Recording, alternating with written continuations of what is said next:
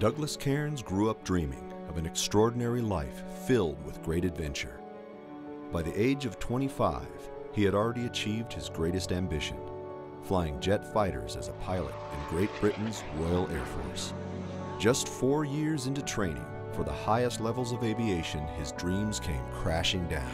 I was told by the doctor when he diagnosed me with diabetes, he literally said, "You are a diabetic and you were a pilot." Very harsh words, but very accurate words, because in 1989, not one single country anywhere in the world would allow someone like me with type 1 diabetes to fly even on a private pilot's license. After his diagnosis, Douglas was immediately discharged from active duty. With global aviation authorities believing that certifying diabetic pilots was irresponsible, Douglas faced the prospect that he might be grounded for good.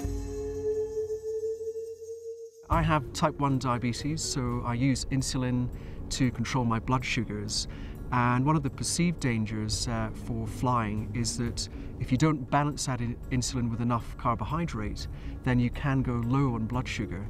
So there are only 5 countries around the world that will let people with type 1 diabetes fly on a private pilot's license.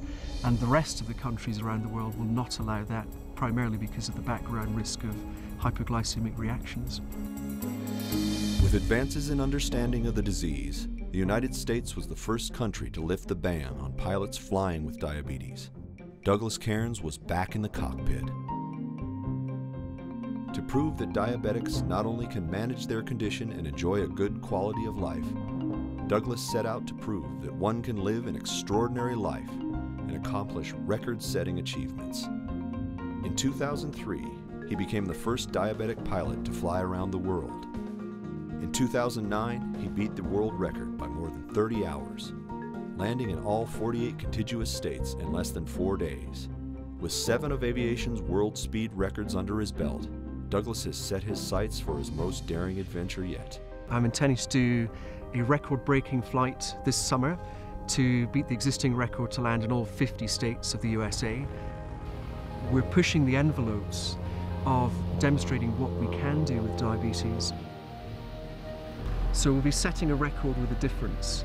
And again, the messages to come out of this, again, it's all about raising awareness of diabetes and really showing people what you can do.